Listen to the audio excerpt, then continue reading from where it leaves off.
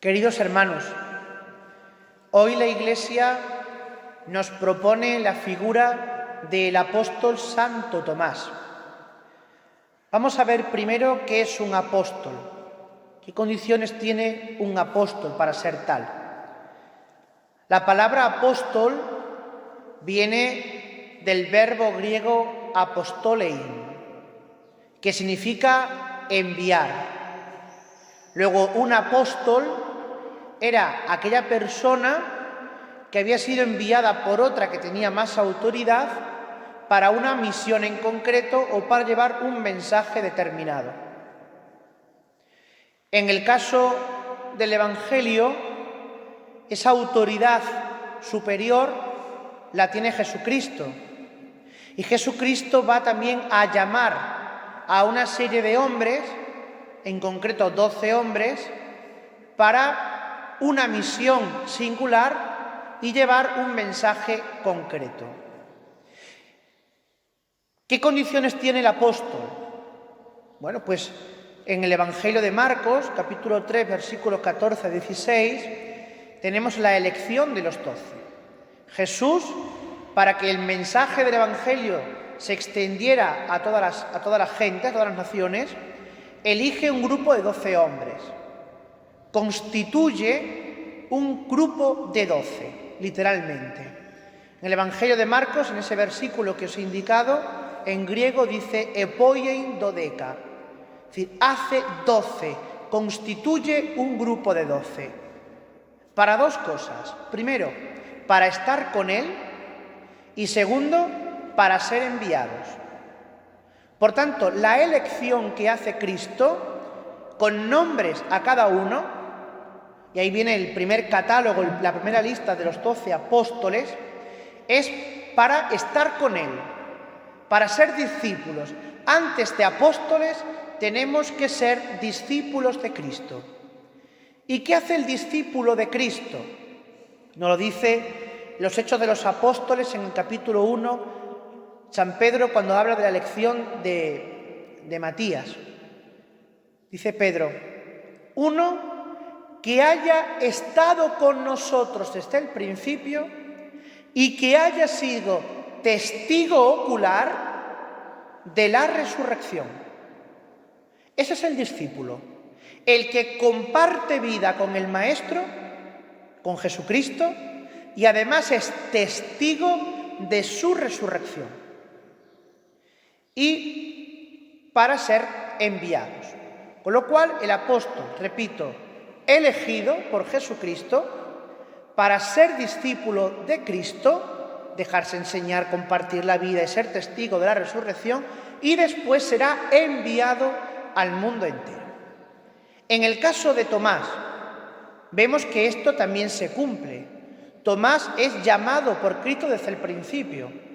Aparece, repito, en esa lista de Marcos 3, 14, 16, en esa lista de los 12 apóstoles. Es elegido por Jesucristo y además se hace discípulo suyo.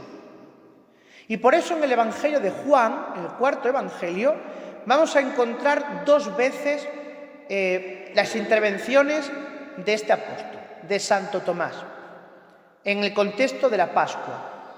La primera de ellas, en la última cena, Jesús está explicando, diciendo a sus apóstoles que Él tiene que marcharse, que ha llegado el momento, que ha llegado la hora, y Tomás le dice, Maestro, no sabemos a dónde vas, ¿cómo podemos saber el camino? Y Jesús le responderá, yo soy el camino, la verdad y la vida. Es decir, Tomás está tan enamorado del Señor, arde en su corazón tantas ansias de seguir a Cristo, que le preocupa no saber el camino de su Maestro. ¿Cuál es ese camino? Y segunda intervención de Tomás, la que hemos leído en el Evangelio. Después de la Pascua, después de la resurrección del Señor, cuando Él no se cree que Cristo ha resucitado, y ante Cristo resucitado, tocando su carne gloriosa, hace esa confesión de fe, Señor mío y Dios mío. Esta mañana pensaba yo, con este Evangelio, que cuando yo era niño, supongo que pues a ustedes también, nos enseñaban que en el momento en que se alzaba la Sagrada Hostia o se alzaba el cáliz, había que decir en voz baja, cada uno interiormente, Señor mío y Dios mío. A mí me lo enseñaron. Y luego, bueno, yo de pequeño pues lo repetíamos, lo decía que había que hacerlo, lo hacíamos y se acabó la historia, sin más problemas.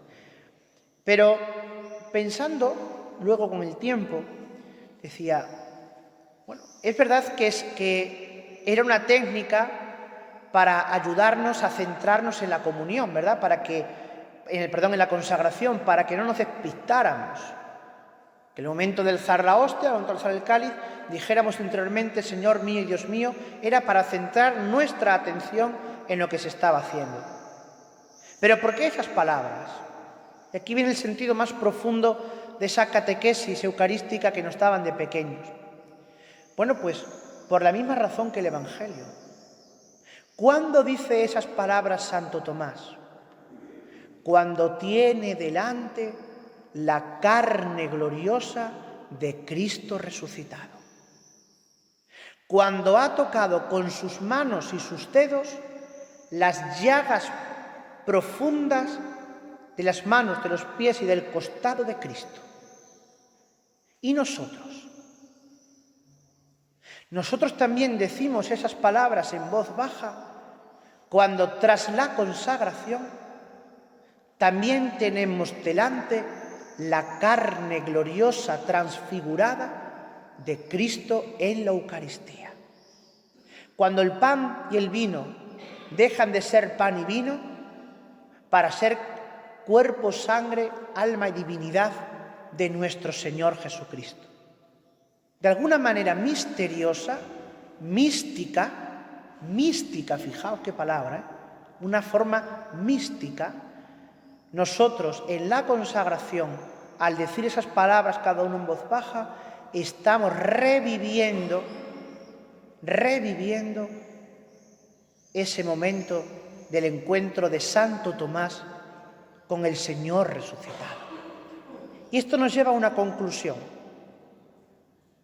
que el camino, la verdad y la vida para seguir a Cristo es dejarnos admirar y sorprender por su misterio eucarístico. Nosotros hoy solo podremos seguir a Cristo en la medida en que lo hallemos en su palabra, por eso la proclamamos, y en la Eucaristía. Sin la Eucaristía, la Iglesia no puede vivir, no puede formarse. Por eso tenemos que, como el apóstol, dejarnos sorprender. Pues nada, que nos sintamos todos en ese sentido llamados por Jesús, que seamos discípulos cada día, siguiendo al Maestro, compartiendo la vida con Él, siendo testigos de su resurrección, que no tengamos miedo de ser enviados al mundo a anunciar la buena nueva que hemos conocido, que caminemos siempre tras los pasos de Cristo y que nos sorprendamos al alimentarnos de la carne gloriosa del Señor y que digamos ante este misterio, Señor mío y Dios mío.